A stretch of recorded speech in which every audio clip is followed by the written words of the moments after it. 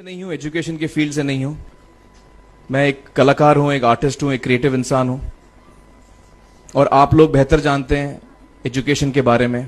इतने साल से आप एजुकेशन चला रहे हैं। पिछले कुछ साल से मेरा अनुभव हुआ है, चूंकि मैंने कुछ फिल्में की हैं। एक फिल्म थी तारे ज़मीं पर, और अभी हाल ही में मेरी जो फिल्म आई है 3 इडियट्स, ये दोनों फिल्में एजुकेशन के टॉपिक पर हैं। तो लिहाजा मैं इस वजह से मैंने काफ़ी रिसर्च की एजुकेशन के ऊपर, और कुछ चीज़ें मेरे सामने आई हैं और वो चीज़ें मैं आपके सामने रखना चाह रहा हूँ। आज यहाँ पेरेंट्स हैं, एजुकेटर्स हैं, टीचर्स हैं, बच्चे भी हैं। हो सकता है पता नहीं मैं कितना सही बोल रहा हूँ, गलत बोल रहा हूँ, लेकिन मेरे कुछ विचार हैं जो मैं आपके सामने रखना चाहूँगा एजुकेशन से जो जिनका संबंध है। और वो ये कि सबसे पहले तो हर बच्चा खास होता है। ये मैंने डिस्कवर किया अपने रिसर्च में। हर बच्चा खास होता है। हर बच्चे में, हमारी तरह, आपकी तरह और हमारी तरह, हर बच्चे में कुछ ना कुछ काबिलियत होती है, कुछ ना कुछ कमजोरी होती है। मुझ में भी कमजोरी है, काबिलियत है। आप में भी कुछ ना कुछ काबिलियत और कमजोरी है, और हर बच्चे में कुछ ना कुछ कमजोरी और काबिलियत होती है। और हमें as parents, as elders, as education system, हमें हर बच्चे की खासियत को पहचानना है, उसे मदद करनी है। उसकी क्या खासियत है, उसका क्या दिल चाहता है, उसे किस चीज में खुशी मिलती है, वो हमें उसको हेल्प करना है कि हम उसको वो ढूंढ सके, और उसमें हमें सपोर्ट करना है। और जो उसकी कमजोरी है उसमें हमें उसको सपोर्ट करना है। मुझे अक्सर एजुकेशन इंस्टीट्यूट्स मुझे बोलते हैं कि हम हमारे स्कूल में सारे बच्चे पास होते हैं, हमारे स्कूल में सारे बच्चे फर्स्ट आते हैं, या हम जो बोर्ड एग्जाम है उसमें हमारे सारे बच्चे पास होते हैं। मुझे एक सवाल पूछना है कि हमारे कितने बच्चे खुश हैं? सबसे बड़ा सवाल मेरा ये है, how many of our children are happy? और वो जो हैप्पीनेस कोशेंट है ना, वो मेरे लिए सबसे अहम है। क्योंकि देखिए, पढ़ाई लिखाई तो हम सीख ही लेते हैं। जब मुझे कोई चीज सीखनी होती है तो मैं कुछ ना कुछ करके सीख ही लेता हूं। हमारी फिल्म 3 इडियट्स जब रिलीज होने वाली थी, रिलीज से पहले हमने कई स्क्रीनिंग्स रखे थे, टेस्ट स्क्रीनिंग जिसको हम कहते हैं, जिसमें कि हम ऑडियंस, जैसे आप लोग हैं, उनको बुलाते हैं, फिल्म दिखाते हैं, उनसे पूछते हैं कि फिल्म कैसी लगी। ऐसे एक टेस्ट स्क्रीनिंग हमने किया था। बंबई में एक फैक्ट्री में कारीगर लोग काम करते हैं, तो करीब 25-30 कारीगर आए थे उस स्क्रीनिंग में। स्क्रीनिंग के बाद उनका एक कारीगर था, उसने मुझसे एक सवाल पूछा। उसने मुझसे ये पूछा, आप लोगों ने फिल्म देखी है 3 इडियट्स? उसमें उसने मुझे एक सवाल पूछा जो बहुत कमाल का सवाल था।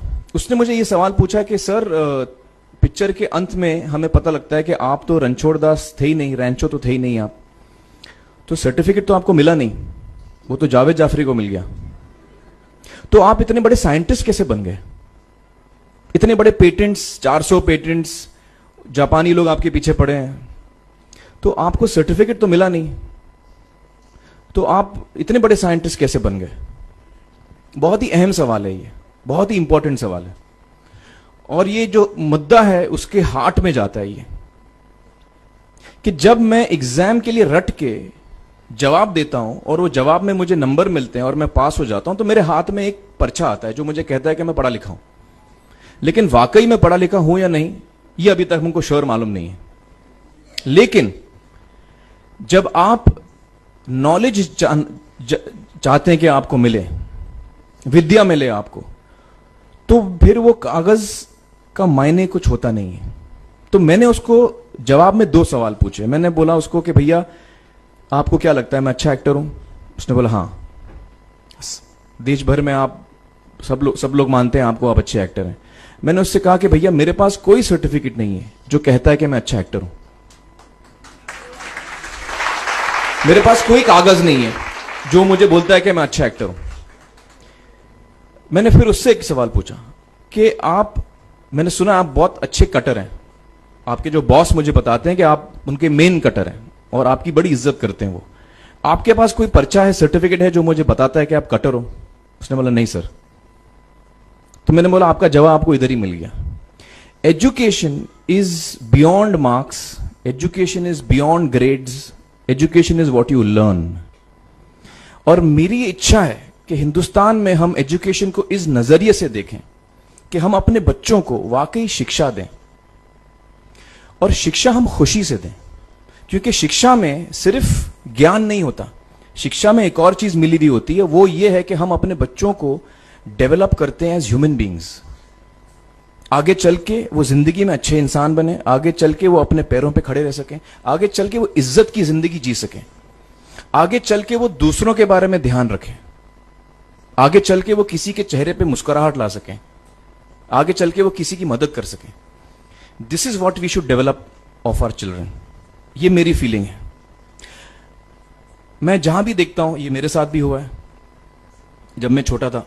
जब से हमारे बच्चे छोटे होते हैं, जब से बच्चे पैदा होते हैं, बच्चा घर आता है, हम बच्चे को पूछते हैं भाई मार्क्स कितने मिले, फर्स्ट आए कि सेकंड आए? वो बोलता है सेकंड। सेकंड आए तो अरे फर्स्ट नहीं आए, डांट पड़ती है उसको।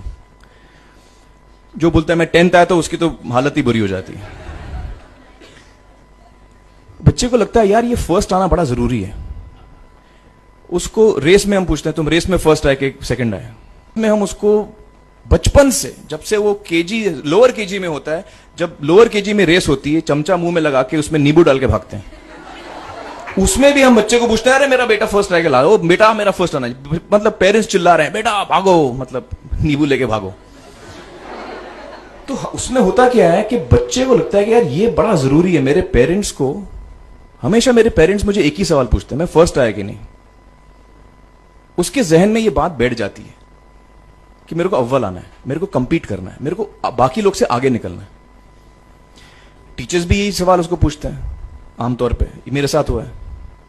होता क्या है कि जब वो बच्चा 21 साल का होता है तो वो बड़ा सेल्फिश हो जाता है, और उसको सेल्फिश हमने बनाया, हमारे सिस्टम ने बनाया।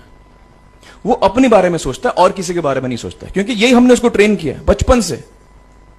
बचपन से हमने उसको यही ट्रेन किया कि बेटा तुम पहले आना, बाकी सब लोग को भूल जाओ। तो जब वो नौजवान बनता है तो उसका नजरिया सोसाइटी की तरफ यही हो जाता है कि भैया मुझे आगे बढ़ना है, बाकी सब बाय हुक और by crook I must succeed, I don't care about anybody else.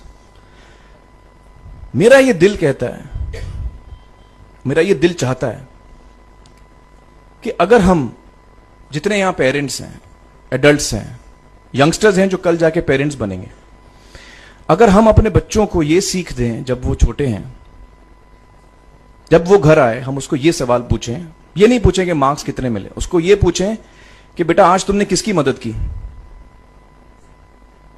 आज तुमने किसके चेहरे पे मुस्कुराहट लाई। अगर हम उसको ये पूछें तो उसको ये लगेगा कि यार जरूरी ये है, मेरे पेरेंट्स मुझे हमेशा ये पूछते हैं, मार्क्स का तो कभी पूछते नहीं, वो मुझसे ये पूछते हैं कि भैया तुमने किसको हेल्प किया आज। तो हेल्प करना लोगों को, लोगों के बारे में सोचना, लोगों के चेहरे पे मुस्कुराहट लाना, ये मेरे पेरेंट्स के लिए बड़ा इंपॉर्टेंट है। साइकोलॉजिकली वो इस चीज के साथ बड़ा होगा, स्कूल वही जाएगा, पढ़ाई लिखाई वही करेगा, वो उसका नजरिया थोड़ा बदल जाएगा। जब वो बच्चा नौजवान बनेगा, 21 साल का होगा, और सारे बच्चे उस उम्र के जब 21 साल के होंगे, हमारी सोसाइटी चेंज हो जाएगी।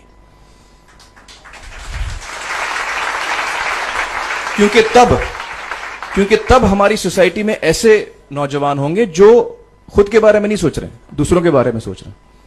तो मुझे लगता है कि सबसे बड़ी चीज जो हमारे एजुकेशन सिस्टम में मैं देखना चाहूंगा, जो मैंने अपने स्कूल लाइफ में नहीं देखी, कि हमको ये अहमियत इस पे दी जा रही है कि हम अपने आसपास के बच्चों को कितना हेल्प कर रहे हैं। ये एक बहुत बड़ी तब्दीली अगर आ जाए तो मुझे लगता है कि हमारा देश बहुत सुधर सकता है, बहुत बदल सकता है। हम बहुत